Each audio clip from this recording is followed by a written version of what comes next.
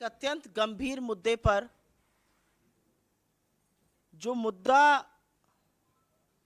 हर TV debate से चीख चीख कर बोला जाना चाहिए, जिस मुद्दे पर अखबार की पहली सुर्खी होनी चाहिए, जिस मुद्दे पर आप जैसे प्रबुद्ध पत्रकारों को सवाल पूछना चाहिए और जिस मुद्दे पर प्रधानमंत्री मोदी की चुप्पी टूटनी चाहिए, वो मुद्दा है बड़े घोटालों का। लेकिन मेरा अपना मानना है कि इस देश में एक देश विरोधी, मोदी विरोधी संस्था है, वो इंटरनेशनल साजिश का शिकार है और उस संस्था का नाम है CAG, controller and auditor general. सरकार के सारे खर्चों का ऑडिट करती है ये संस्था। बड़ी देश विरोधी संस्था है। एक नहीं, दो नहीं, तीन नहीं, सात बड़े CAG घोटालों का पर्दाफाश पिछले कुछ ही दिनों में किया है। तो मेरा तो अपना मानना है कि प्रधानमंत्री मोदी को तुरंत एक रेड करवानी चाहिए। ED, CBI, इनकम टैक्स, जिसकी भी कराना चाहें, ताला लगवाएं इस संस्था पर और जेल भेजने का काम करें CAG के इन लोगों को। इन लोगों को क्या लग रहा है, प्रजातंत्र चल रहा है कि आप रिपोर्ट निकालेंगे और सरकार को आईना दिखाएंगे और सरकार से सवाल पूछेंगे कि इतनी बड़ी बड़ी धांधली कैसे हो रही है। अरे ये सब प्रजातंत्र में किया जाता था। ऐसे ऐसे पेपर फेंक फेंक कर एंकर, एडिटर तब शो करते थे जब प्रजातंत्र था।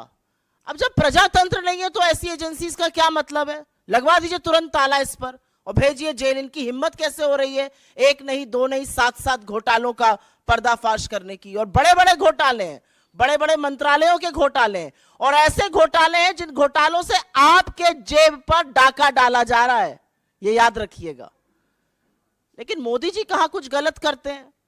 मोदी जी ने बड़ा पैसा खर्च करके खूब सारे मीडिया प्रचार प्रसार से अपनी एक छवि बनाई थी। दिन भर ईमानदारी ईमानदारी ईमानदारी की उस छवि का दंभ भरते हैं। अब ये CAG रिपोर्टें जो हैं, एक नहीं, दो नहीं, 7, वो उस छवि को पूरी तरह से ध्वस्त कर देती हैं, बर्बाद कर देती हैं।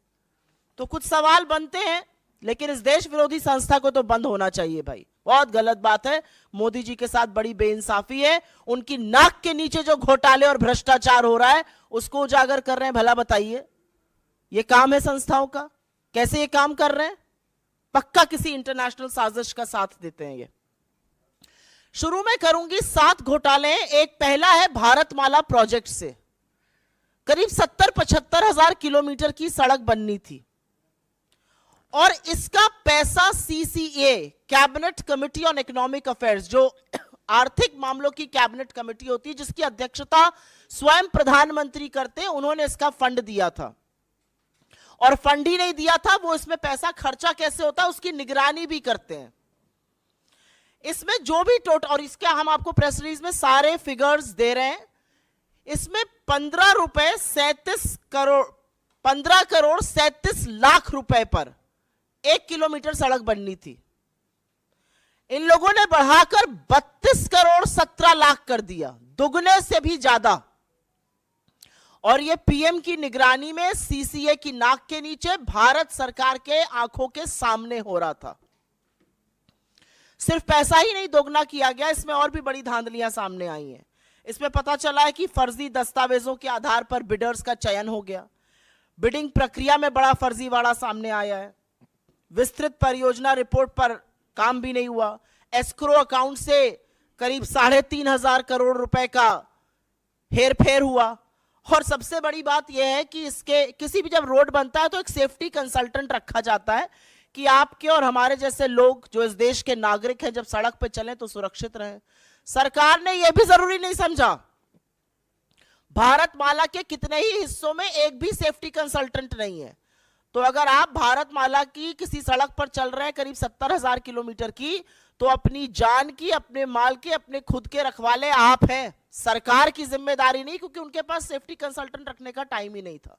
तो भारतमाला में दुगनी करी लागत और हर तरह के फर्जीवाड़ा करके भगवान जाने किसको किसको ये टेंडर दिए गए, जिन्होंने सेफ्टी कंसल्टेंट्स तक नहीं रखे। एस्क्रो अकाउंट से हेराफेरी हुई। फिर यही द्वारका एक्सप्रेसवे। द्वारका एक्सप्रेसवे में स्वीकृत लागत जो थी वो करीब 18 करोड़ प्रति किलोमीटर थी। सरकार का कहना है बहुत बढ़िया बना है द्वारका एक्सप्रेसवे, अच्छी बात है, बनना अच्छा भी चाहिए। उसकी कीमत 250 करोड़ प्रति किलोमीटर हो गई। कहां 18 करोड़ प्रति किलोमीटर स्वीकृत और कहां 250 करोड़ प्रति किलोमीटर। और आप ये सोचिए कि 2 किलोमीटर बनाने में 500 करोड़ खर्चा हो गए और उस 500 करोड़ में मंगलयान पहुंच गया। यह सरकार की असलियत है। मंत्रालय ने एक एक्सप्लेनेशन इशू किया, वो सवाल और उजागर करता है। क्या बन गया भाई ऐसा? कौन सा ऐसा विश्व का 8वां 9वां अजूबा बना जिसकी कीमत 18 करोड़ से बढ़कर 250 करोड़ प्रति किलोमीटर हो गई? अब ऐसा हाईवे बना होगा जिसमें आप चेहरा देख सकते होंगे, अन्यथा तो इतना कीमत बढ़ना बड़ा मुश्किल का काम है। महंगाई की वजह से इतनी कीमत बढ़ नहीं सकती है क्योंकि एस्केलेशन कॉस्ट उसमें होती है। तो ये कमीशन खोरी है, किसने पैसा खाया इसमें? तीसरी, टोल में लूट। आप सब लोग तो खूब टोल देते होंगे आते जाते वक्त। अगर दिल्ली से मुंबई आज जाना हो तो 6,000 रुपए का तो आप टोल ही दे दीजिएगा सड़कों पर। और मजाक नहीं कर रही हूं, जाकर देखिएगा 6,000 रुपए का टोल दिल्ली से मुंबई अगर आपको दूरी नापनी है सड़क से। एनएचएआई का रूल है कि अगर टोल के पास या टोल वाली जो सड़क है उस पर कंस्ट्रक्शन होता है तो टोल की कॉस्ट 75% कम होगी। ऐसा नहीं किया गया। मात्र 5 टोल बूथों का, मात्र 5 टोल प्लाजा का सीएजी ने एक रैंडम ऑडिट किया और उसमें पता चला कि करीब करीब 132 करोड़ रुपए अवैध वसूल लिए गए लोगों से। ये मात्र 5 टोल प्लाजाओं की बात कर रही हूं। अगर पूरे देश के टोल प्लाजाओं का ऑडिट हो जाए तो सोचिएगा कितना लाखों करोड़ों का गबन हुआ है। और सड़क पे कौन चल रहा है? सड़क पे धन्ना सेठ चल रहे हैं या आप जैसे और हमारे जैसे मध्यम वर्ग, निम्न मध्यम वर्ग, गरीब लोग चल रहे हैं बसों से, गाड़ियों से, और वो सारा कॉस्ट निकालता है। तो 132 करोड़ तो टोल में लूटे। और एक और ऑडिट में पता चला है कि करीब 135 करोड़ एनएचएआई ने राजस्व का नुकसान किया। एक कंसेशन अग्रीमेंट होता है वो कर करके। आयुष्मान भारत, पूरे वक्त लोकसभा में यही सुनाई दे रहा था, हर जगह प्रधानमंत्री इसकी बात करते हैं।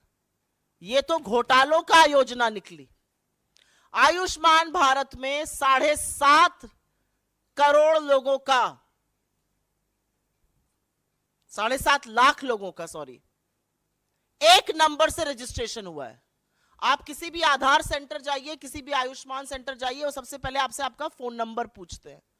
एक नंबर से 7.5 लाख लोगों का रजिस्ट्रेशन। और यही नहीं, आयुष्मान भारत के तहत 88,760, मोटा मोटा 88,000 मान लीजिए, उन रोगियों का भुगतान हुआ है जिनकी मृत्यु हो चुकी थी। मृत लोगों का इलाज दिखाकर क्लेम क्या भुगतान हुआ है। अब ये किसके पास गया है ये नहीं पता, लेकिन लाभार्थी के खाते में तो ये बिल्कुल नहीं गया है। 88,000 मृत लोगों के फ्रेश इलाज का क्लेम दिखाकर उस पर धांधली हुई है। और जैसा कि मैंने आपको बताया, 7.5 लाख लाभार्थी एक नंबर से जुड़े हैं। इनफैक्ट अगर आगे डेटा देखिए तो करीब करीब 1 करोड़ 24 लाख जो हैं वो मात्र कुछ फोन नंबर से जुड़े हुए हैं। भगवान की बात ना हो ऐसा कैसे हो सकता है? और वो राम जो सबके आराध्य है। अयोध्या में एक भव्य राम मंदिर बन रहा है। जमीन में जितनी दलाली भारतीय जनता पार्टी के नेता, एसडीएम, कानूनगो सब मिलकर कर सकते थे, बड़े बड़े नेता, ट्रस्ट के लोग, वो तो खूब हुई। वो आप लोगों ने देखा और सरकार की बेशर्मी कह लीजिए या थेथराई कह लीजिए, एक शब्द उस पर बोला नहीं गया। अब पता चल रहा है कि अयोध्या डेवलपमेंट प्रोजेक्ट में भी खूब धांधली हो रही है। और धांधली ऐसी वैसी नहीं हो रही है। पैसा जो जनता का है वो जा रहा है ठेकेदारों के गल्ले में, अनुचित लाभ पहुंचाया जा रहा है। ऐसे ऐसे ठेकेदारों को जीएसटी का भुगतान हो रहा है जिनका रजिस्ट्रेशन कैंसिल हो चुका है। सिंचाई विभाग ने तो ऐसे लोगों को ठेका दे दिया जो अयोग्य थे। जो कार्यान्वयन एजेंसी है उत्तर प्रदेश राजकीय निर्माण निगम, उन्होंने परफॉर्मेंस गारंटी का एक पैसा होता है जो ठेकेदारों से जमा कराना होता है, वो तक जमा नहीं कराया। तो ये तो भगवान के नाम पर लूट मची हुई। पहले जमीन की धांधली में सस्ते में जमीन लेकर महंगे महंगे दामों में ट्रस्ट को भेजकर खूब पैसा कमाया इन तथाकथित राम भक्तों ने। हमारे आराध्य को, हमारे ईश्वर को भी नहीं छोड़ा।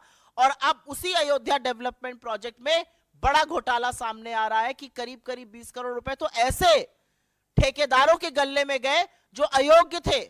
रजिस्ट्रेशन कैंसिल, जीएसटी का भुगतान आ रहा है।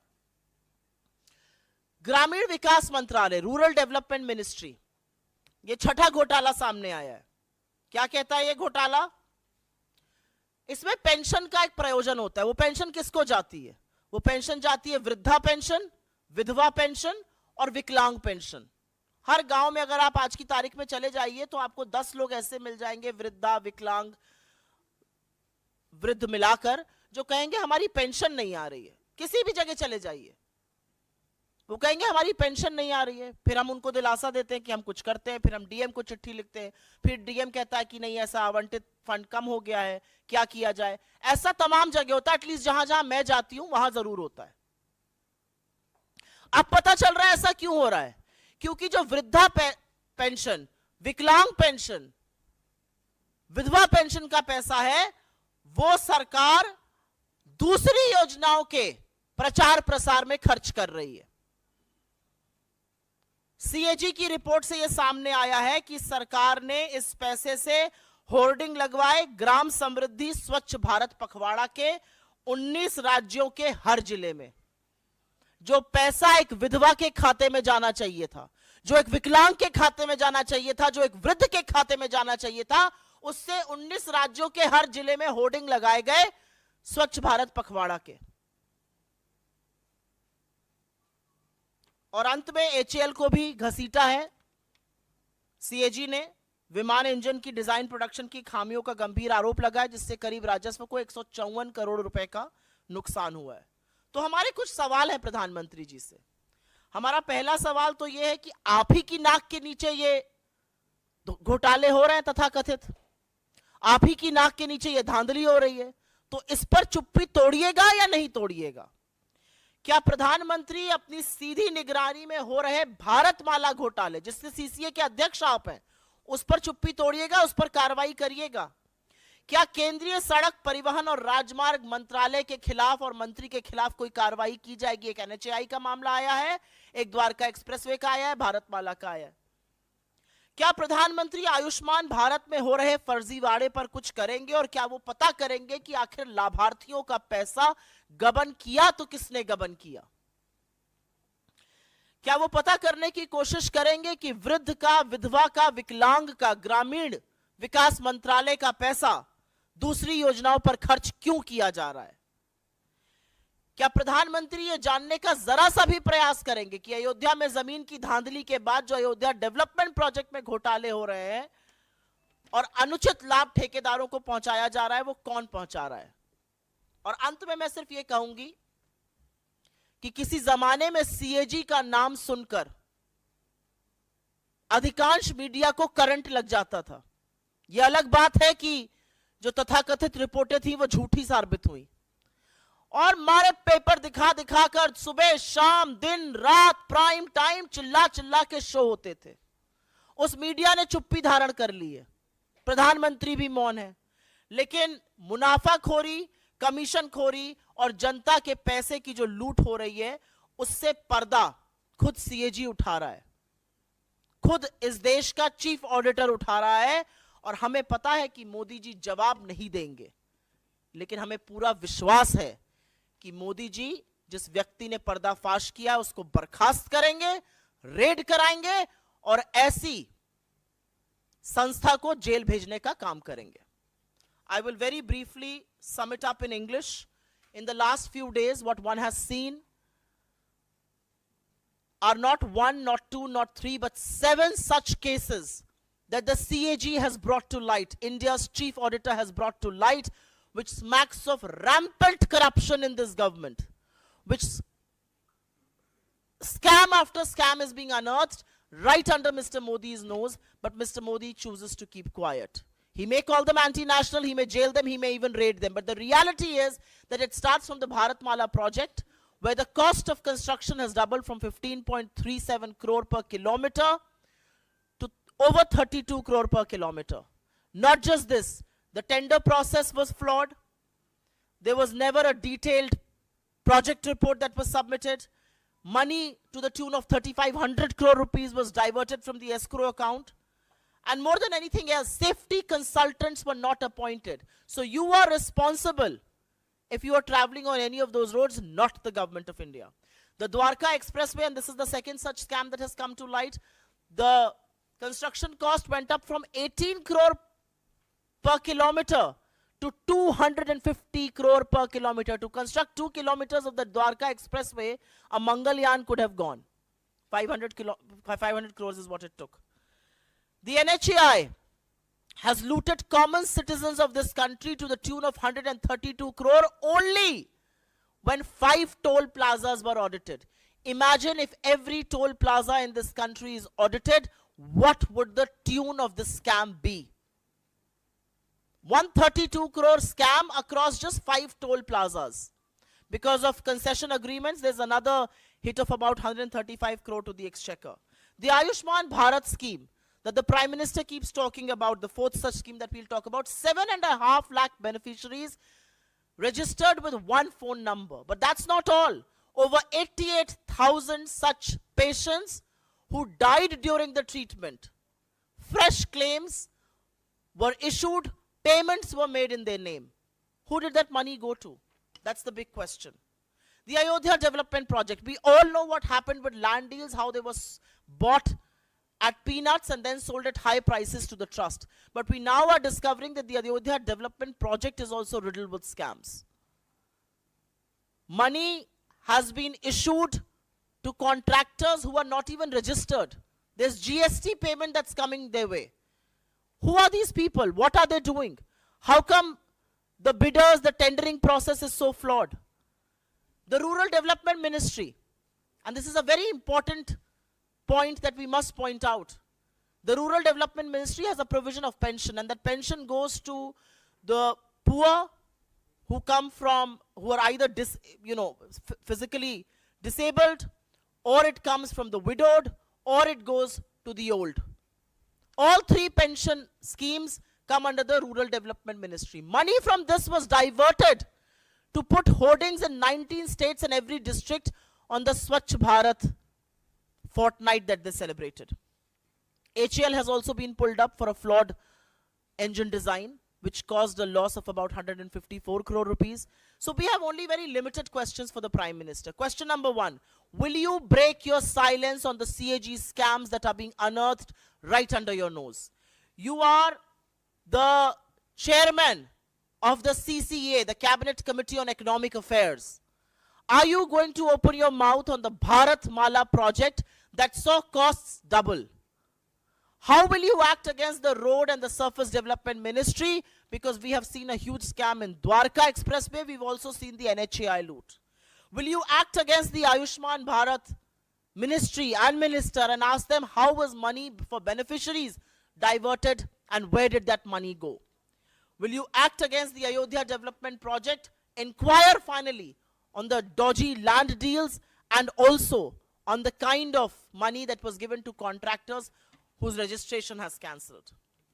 And the reality, my friends, I would want to say, and I say this with a heavy heart, there was a time that the very mention of the CAG made editors, anchors, reporters jump up in the air.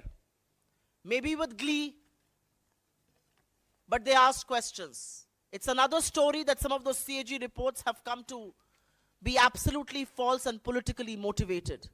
But the reality is that today the media is quiet. There is not 1, not 2, but 7 CAG scams that have been unearthed, and the Prime Minister stays silent. But I think this is public loot.